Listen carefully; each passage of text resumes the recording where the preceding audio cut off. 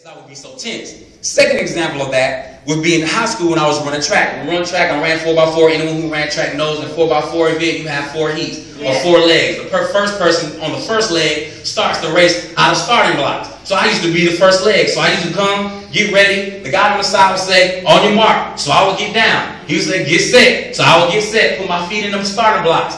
Again, I'm a little jumpy, just a little bit. Don't judge me. Just pray. So knowing that the gun is about to go off, I would sometimes flinch, anticipating the gunshot. So what happens sometimes is I would want to be the first one out of the block. I would jump before the gun will go off, and that would be called a scratch. You get 2 scratches in a row, the race is disqualified. Come on, somebody. Come on, somebody. A lot of times we're where we are in life and we've been disqualified for some things because we have anticipated the gunshot. Sometimes the gunshot can be a little negative thinking. Sometimes you go on a job and you see a bunch of women out there. Come on, somebody. I'm going to talk to women for 5 seconds. You go on a job, you see a bunch of women and you already assume in your head it's going to be messy.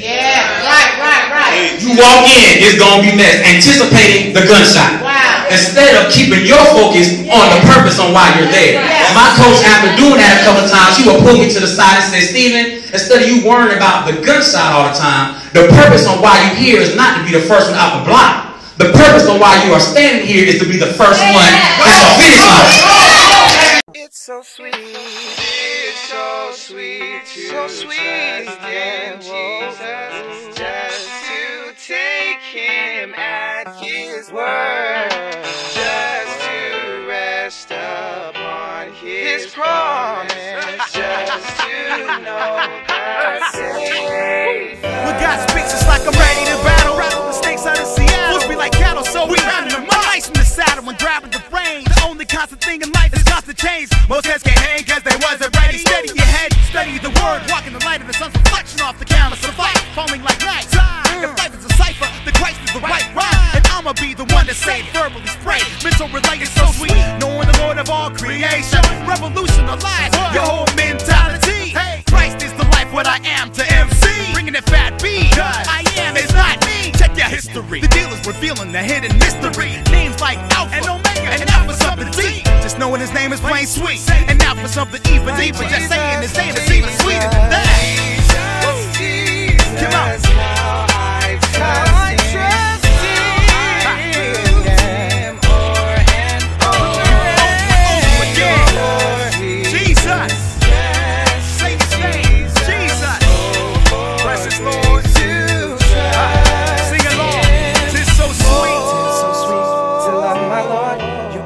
But you cannot afford to miss this chance. It's up to you.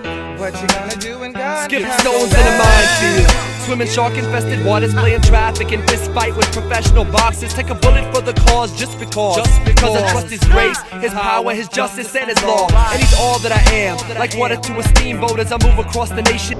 Good morning, YouTube. It is your boy Steven, and it is New Year's Eve. It is December 31st today, I think. Yeah, today's December 31st. It's New Year's Eve, man. So I'm busy. As you see, I'm in the car. It's 8:30. I'm already out hitting it. I got things to do. Because if you're a church goer like me, you know December 31st means watch night service. Stop playing. You know what that means. So, and if you're in leadership in church, that means you're busy. So there's things I got to do. I'm the youth pastor at my church, so I got to have a program ready for the kids. We're having a slumber party for our babies. I got to get that ready. We're getting suits and we're getting tailored and we're getting alterations because we about to go in for New Year's. We about to dress up, which I don't normally do. Going to church is really dress up. But per request of our pastor, we going in for watch night this year. So we dressing up. So we going. I'm on my way to K&G early this morning to get my brother-in-law right, because we about to step in. Everybody in my family about to be sharp as a tack. Yes, it's on, man. New Year's Eve. So you know what that means. It's time for resolutions. It's time for you to renew your mind, getting ready for the new year. It's always a spirit of refreshing around this time. Making new dedications, recommitments. Reviewing the year. Reviewing what you didn't do well, the things that you did do well. It's just a time of reflection over the trials and tribulations, the things that went well, the things you could have improved, the things you could improve on of the previous or the of the year that you're coming out of. And I'm telling you, man, 2011 for me, I don't know about everybody else, but 2011 for me was pretty good. It was pretty good. It was some rough patches. The summer was really hard. I'm telling you, man, our air conditioner went out and I thought I was gonna die. The end of this year was wonderful, though. Even though right in the middle, around the summertime, the spring and summer was kind of tough for me, but that doggone second half from like August to December was wonderful. Man, it was good. And so I'm just praying that the new year, it kind of just expounds on how this year ended. So I guess that's what's making me so excited, because we've had a lot of victory in our family. Just victory, a lot of breakthroughs spiritually. So I'm just excited to see what happens with that. So I'm happy, man. I'm really excited, man. I'm excited for my family. I'm excited for my church. You know, we have a new church, Better Life Church. And so now that we're standing in this crossroads leading from 2011 to 2012, that's where the excitement comes from, because now we're getting closer to the expectation of the things God says. So that's the excitement of the year. There's anticipation with that. And I don't know about you, when I get close to something that's good and great and I've been looking forward to, I get, a little jump, like she said, something, just a little excitement. I can't sit still. I start to talk a little fast. That's why I'm so excited today, because I'm hot. Don't judge me, just pray. I can't sit still. I'm a little jittery because I'm getting close to something. I remember when I was a kid, and the anticipation of Christmas was almost too much to bear. Almost. It was just, I couldn't stand it. It was too much. Like, is it here yet? Is it here yet? My daughter all day, I got the question, is it time to go to church yet? 2011 times at least by Baby Joy. She was anticipating. And the closer we got to it, the more impatient she got. Are we going yet? Are we going yet? Are we going yet? Yes. And that's how we get sometimes. This is the excitement of this time of year. I'm excited for it. We got a new name and a new logo and, new leadership, and I'm excited. So I hope you got your expectations up, because let me tell you something.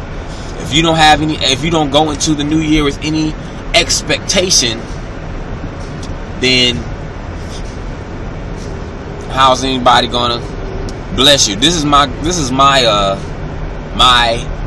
slogan for probably the whole year, unless it changes, unless God give me something else. But my slogan for this year, 2012, is be blessing ready.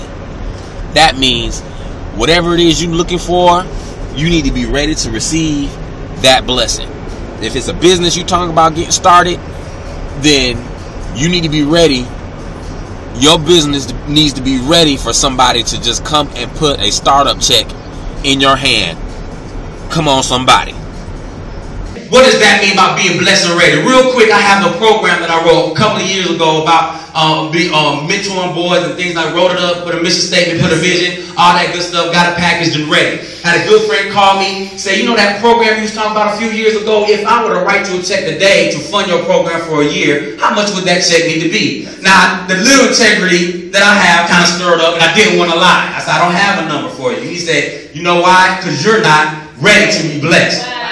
That sat on me for a while. And what he meant by that is, if he was ready to write a check, and he let me know that at that moment I missed a check because he was ready to send it to me.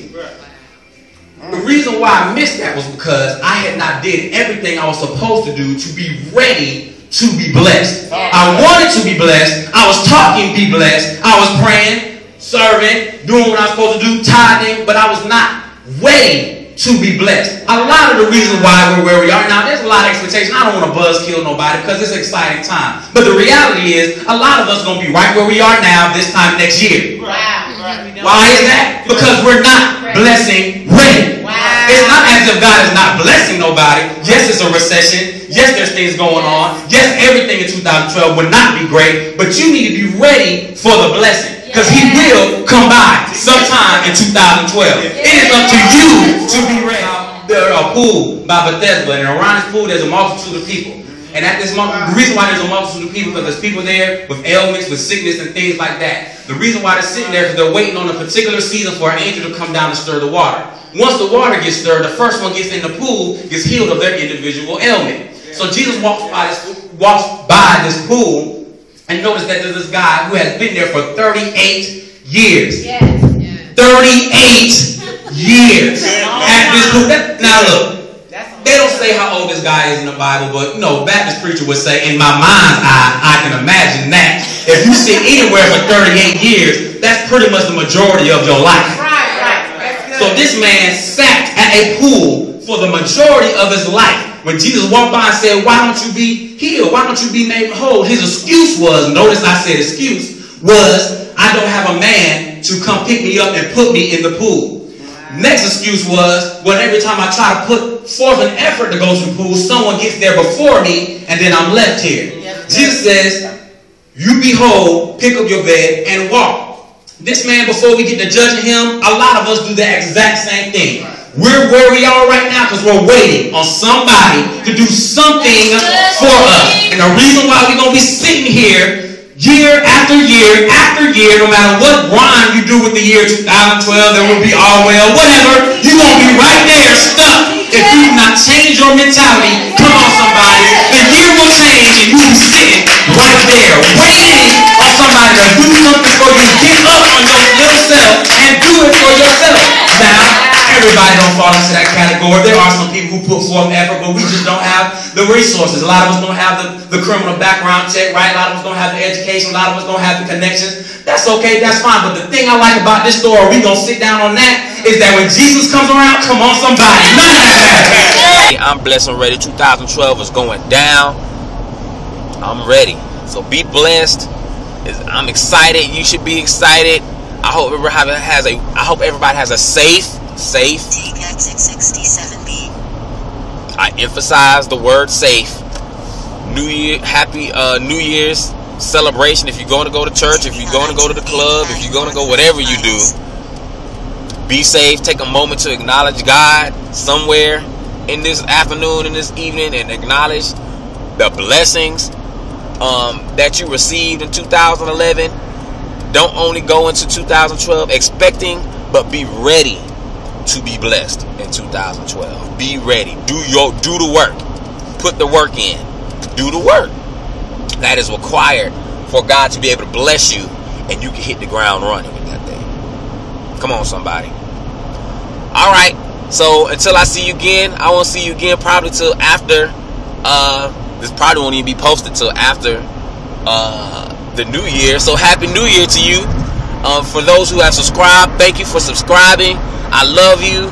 For those who may be watching, please subscribe and comment. Let me know what your New Year resolutions are in your new plans for the New Year. Go ahead and post them and let me know. Put a video, do a response, and let me know what your plans for the New Year is. What you're expecting in the New Year. How are you planning to be blessing ready in 2012?